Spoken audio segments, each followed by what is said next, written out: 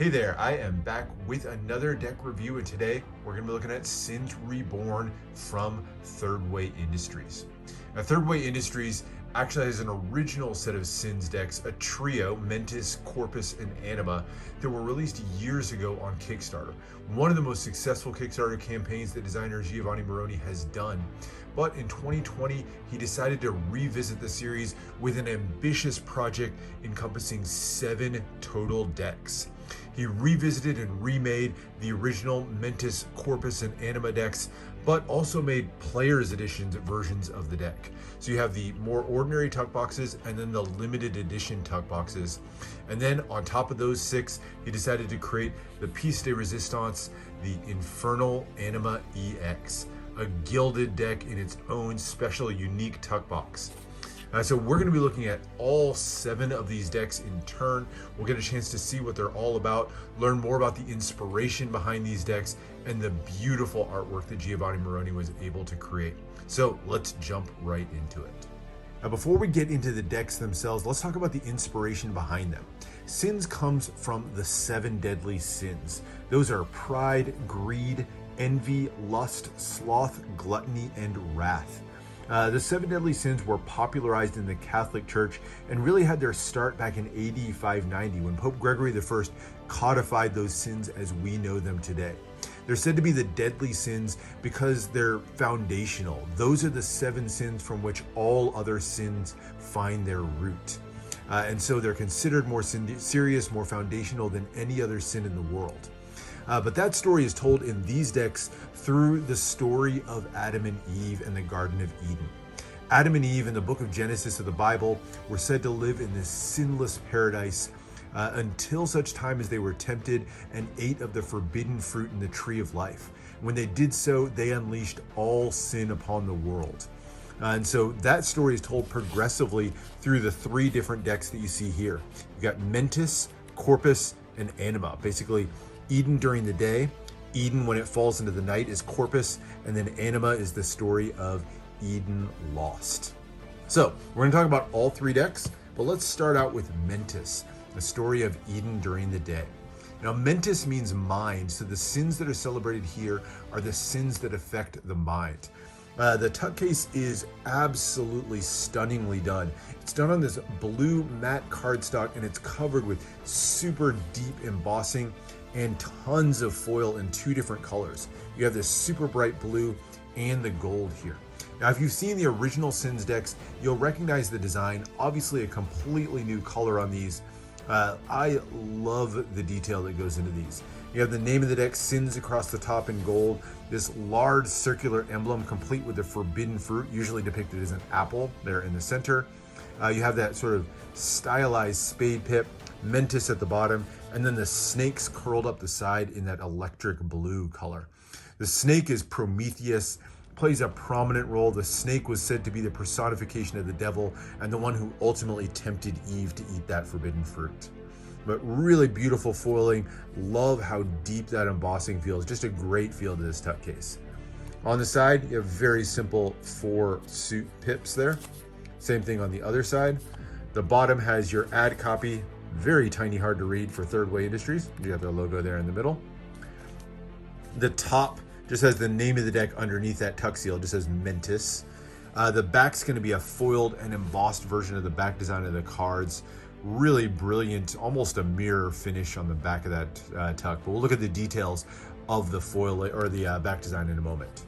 And then you get a custom tuck seal in gold and black, and they are individually numbered as well. So I have number 1475, but you can see the sort of runic characters with the snakes curled up the side. As you open up the inner flap, you get a little bit more detailing there on the inside, some more sort of mysterious symbols with the MMXX for 2020 Roman numerals there. And then these little triangular symbols, almost looks like a Triforce from Legend of Zelda there on the inner flaps.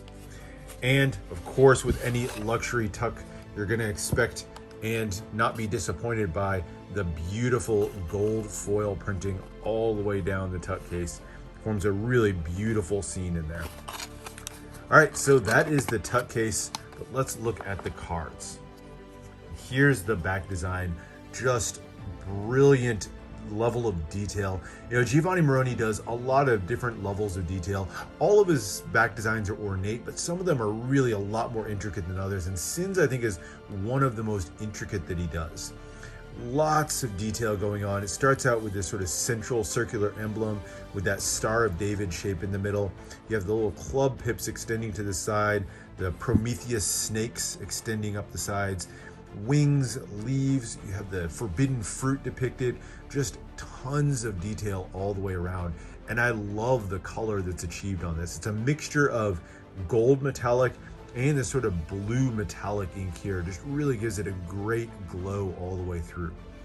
Lots of intricate details throughout. Finishes out in that thin white poker border that's just slightly broken up at a couple little points there to give it a little bit of interesting shape to it. But this back design, like I said before, represents Eden during the day. Eden before it had sort of been corrupted by the actions of Adam and Eve. And speaking of Adam and Eve, they make their appearance on the two jokers there, or the first two jokers that you get on this one. Now, all three of the decks are going to depict Adam and Eve, but they're going to depict them kind of throughout their journey. So here at the beginning, they're still in kind of their more pure state, just sort of symbolized by the lack of hair. Kind of gives them a much cleaner feel to them overall. But beautifully illustrated, definitely very distinct Giovanni Meroni style. You see this all the time, but these one-way jokers are just really nicely drawn. And then you have those snakes curling the back in gold metallic, except for one, that sort of literal green snake, or that metallic green, that's sort of making its way over to Eve, ultimately probably as part of the temptation that's going to be a part of the story. But love the color selection yet again. Tons of colors of metallic ink. You have plenty of that gold. You have little bits of that bluish color and even some green in there as well. So 3 colors of metallic ink, and then little pops of red there that really help set things off. So there's Adam and Eve to start things off.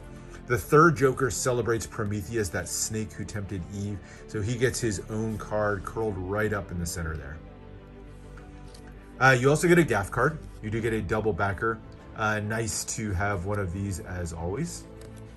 And then we get into the main deck, and we'll start out with the aces. Now, all 4 aces are impressive, but the ace of spades is definitely the power ace. Features that very stylized and tall, pointy spade pip there in the center, and then lots of gold detail from the medallion with the forbidden fruit, the snakes curled up the side, the demon's wings at the top. Just lots of little details. Of course, you have the name of the deck, Sins Mentis by Thirdway Industries at the bottom. And I really like the addition of that metallic gold border.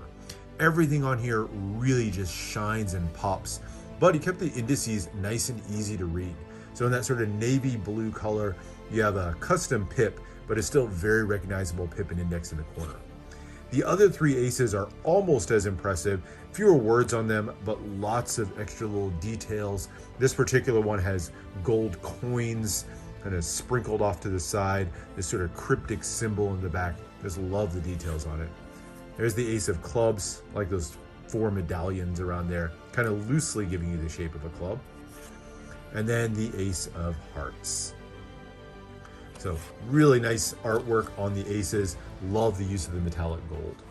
The number cards are all fully custom as well. They feature these sort of elongated pips, and on some of them you get this little eye in the middle in that gold metallic ink. But fairly standard layout, nothing too special on the pips. You do get a little bit of a custom layout, and of course you get that great gold border around the edge to give it just an extra flavor. But with those custom shaped pips, it really just kind of maintains a custom feel through every single card. There's the nice shape on the diamonds, that sort of more concave shape on them. And then into the clubs, it's probably the most custom looking pip of them all to me, with that long thin stem. And then finally into the hearts, which a little bit more classic shape, but just a little bit stretched out. So there are the number cards. And then finally you get into the court cards. And the court cards are where we're going to start to see the sins themselves represented. Now, before we talk about what sins, just call attention to that beautiful use of metallics again. Metallics on virtually every card in this deck, and it's really quite beautiful. Mixture of gold and blue metallics that really shine on these spades. classic pip and index in the corner to keep these nice and usable.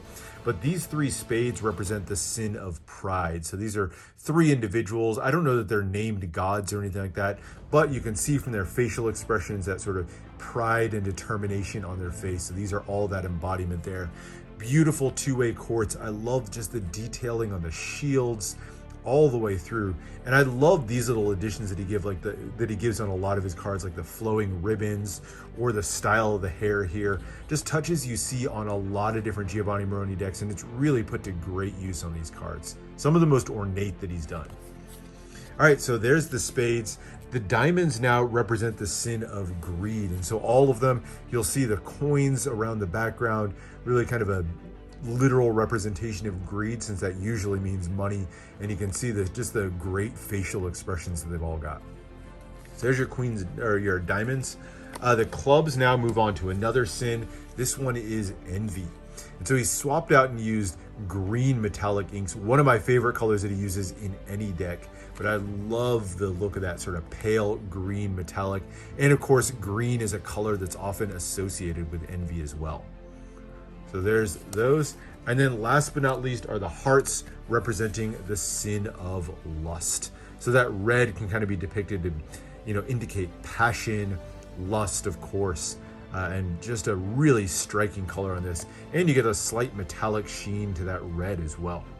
So tons of colors of metallics that are just mixed together to make this deck. But that is only part 1 of the story.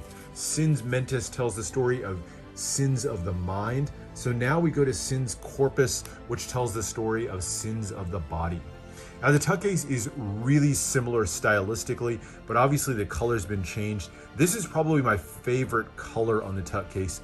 Love that deep maroon and then that brilliant red foil matched with the gold. It's a great look all the way around. Again, that same super deep embossing all the way around. Same tuck seal that we saw in the other one. But I like this color a little bit more than the Mentis. I think they're both great, but this is my favorite one. The inner foiling is done in red instead of the gold that we saw on the blue deck. Just a great color. And I love how sort of dark it maintains with the red on red. Really great pairing. Now the backs of the cards are very slightly different on these. So here, I'll get them side by side so you can see them. Obviously, you get the color change where you have the reds in the back, as well as that sort of red metallic, that lighter color there with the gold. But you'll see some slight changes to the design. For example, the wings that you see here on Mentis are gone in this one. You have the same leaf flowing in the background, but otherwise very similar overall shape to the cards, while still giving it some sort of custom flair. But that gold and red metallic really pops on these. The cards themselves, there are going to be some key differences.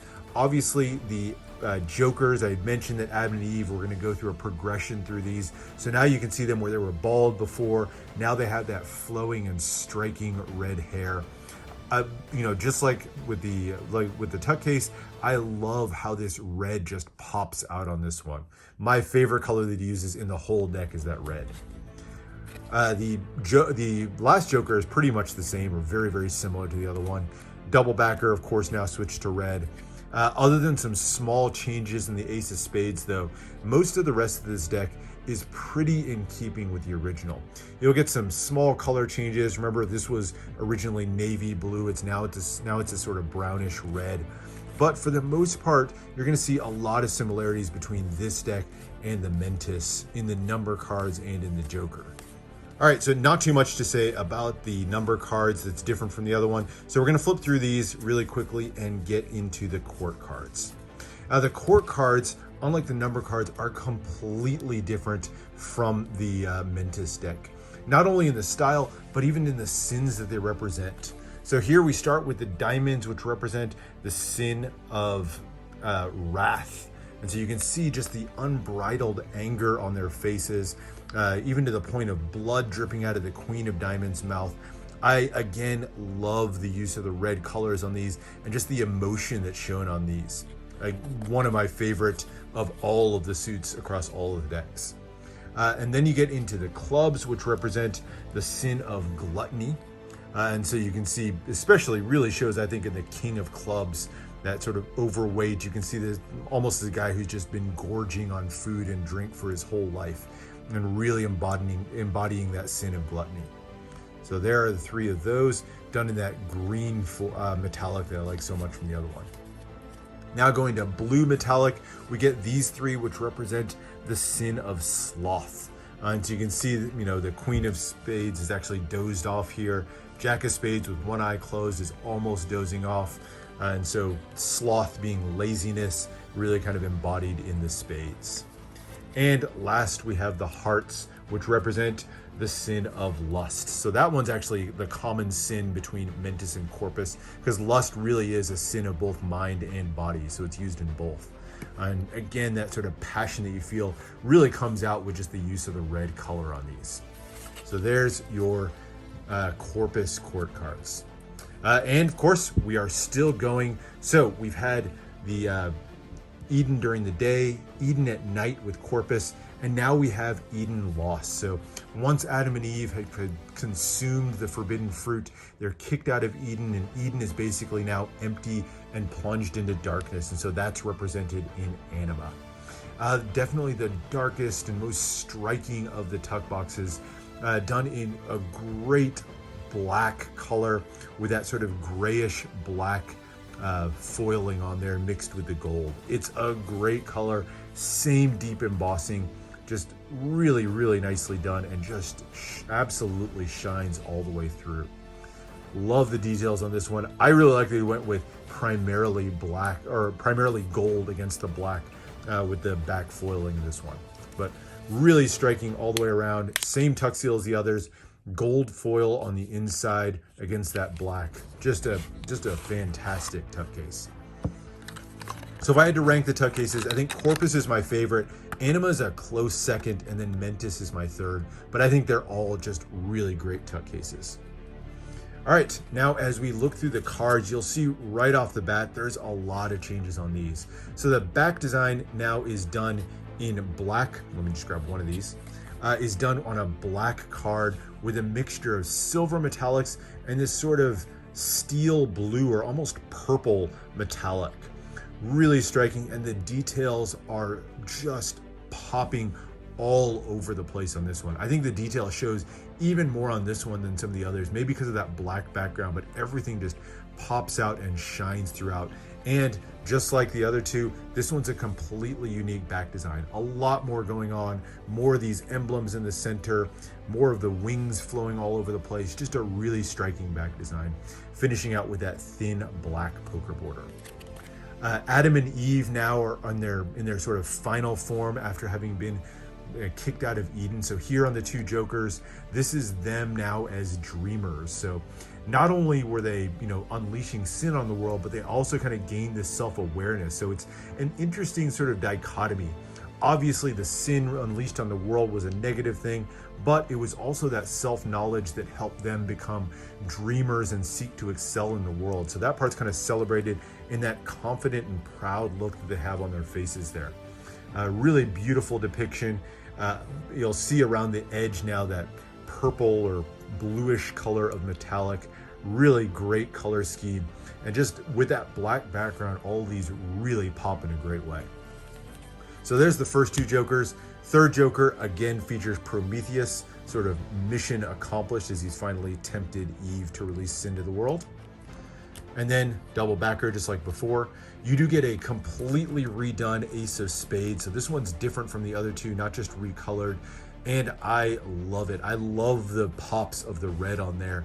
Really looks great. So you have that mixture of that purple, blue metallic, the red, the silver, all against that black. Just really stands out. The other aces are similar styling, but really ornate and redone from the other ones. And of course, you'll notice right off the bat, the red cards are done in complete red, just that blood red against the black background. Really striking look overall. And then the black cards are done in that silver. So much bolder color. I don't like the red against black as much as some of the other ones, but it really is a striking look, and I love how it distinguishes itself from the other two decks. It really helps it feel like a unique experience. So you go through the number cards, more of the same basic styling, but of course with that striking recolor done on these all the way through. Otherwise, same pips that we saw before, just new color against that black. And then we get into the quartz. Now in this one, each one of the suits represents not one, but two different sins combined. So here in the spades, we see a combination of sloth and pride, and it's an interesting mix. I actually think he achieved it with the faces on these. I love that sort of quiet confidence, and yet with the one eye closed, or two eyes closed in the case of the Jack, really kind of gives that slothful, lazy appearance while still being prideful and confident. So sloth and pride represented in the spades. The diamonds now represent both wrath and greed. So you can see some just slight anger in their faces, and more appearances of some of the coins and wealth around them. Also that gold and red color on this. And then that sort of bluish color and gold makes its way for the clubs, which represent envy and gluttony. And once again, the king of clubs really represents gluttony the best to me. The cup of drink off to his side, and those fangs kind of give him that wrathful look at the same time. And last but not least, are hearts. These are lust with an accent of wrath. So a little bit of wrath represented, as well as the lust, and he uses that red color to really drive home the point of lust. So beautiful quartz on all three of these editions. These are printed by USPCC, and the handling on them is, what you've come to expect from USPCC. This isn't a particularly special stock or anything like that, but they handle well, they fan well, just really smoothly out of the box. I think what I personally come to expect from USPCC. So I think these do handle great overall. But that is just the first three versions. I did mention that there is a player's version of all three decks, definitely done in much simpler tuck cases, just flat glossy finish tuck cases. Obviously gives you a little bit more approachable price point, but the cards inside are exactly the same. So you get to enjoy that beautiful artwork in a simpler tuck box that maybe you won't feel as guilty opening up. But that is the main 6 decks in the series. Let's talk about the piece de resistance. It's time to talk about Infernal Anima EX. This is the Gilded edition, the final, the ultimate edition in the entire Sins Reborn series. Now it features the same cards as Anima inside with one key difference, obviously that gilding, but the tuck case is also completely redone, and I love the color combination on this one. You have that dark purple background. The foiling now is done in purple foil, so you get that purple on purple, and then that blood red color. Great combination. Everything just glows. It gives this sort of very sinister feel to it all, which I think is just so fitting for Sins. Glows all the way around. That back is done primarily in red and just absolutely shines all the way through. Great look to the tuck case. The postage stamp style seal has been replaced now with a red and black one, which I think is a great match for the rest of the tuck case. Red foiling on the inside of the tuck as well. So that design now is done in beautiful red foil. The cards, like I said, are going to be the same on the faces as the Anima deck that we're looking at, that black background. But what really stands out here is that beautiful purple foiling all the way around. It's a super bright purple foil. I love the color of this foil. I think it's just such a striking look. I don't think I've ever seen a deck that's foiled in this color. If I have one knock though, it's that I don't think the purple quite matches with that bluish purple on the metallic ink of the back design. I wish it had been a slightly better match to the back of the cards. That said, the unique brightness of that foil just really stands out. Now, obviously, in terms of functionality of the deck, not that anybody really breaks out this version of the deck to use for gameplay or cardistry or anything. It does slightly impact the handling of the deck, not as much as you would think. Still fans pretty well. The gilding's really nicely done, but that foil or that gilding is going to give it some tendency to have a little bit of clumping. That said, really beautiful addition to the line. Love having a gilded version of the deck. And that's it. That is 7 different versions of Sins celebrating the 7 deadly sins and finishing out with Sins Infernal Anima EX. Hope you enjoyed this look. Make sure to subscribe for more deck reviews and unboxings and let me know what else you want to see. And hey, if you are interested in what you see here, go check out the link in my description to go check out Thirdway Industries, find out what they're all about. And if you're not a part of their Patreon, that's something I can recommend as well. Some fantastic stuff happening on Patreon this year. Some great exclusive decks that Giovanni's going to be releasing just for patrons. So you're going to want to be a part of that. Go check out the description for all the links where you can take care of all of this. But that's it for now. Thanks for watching, and I'll see you for the next one.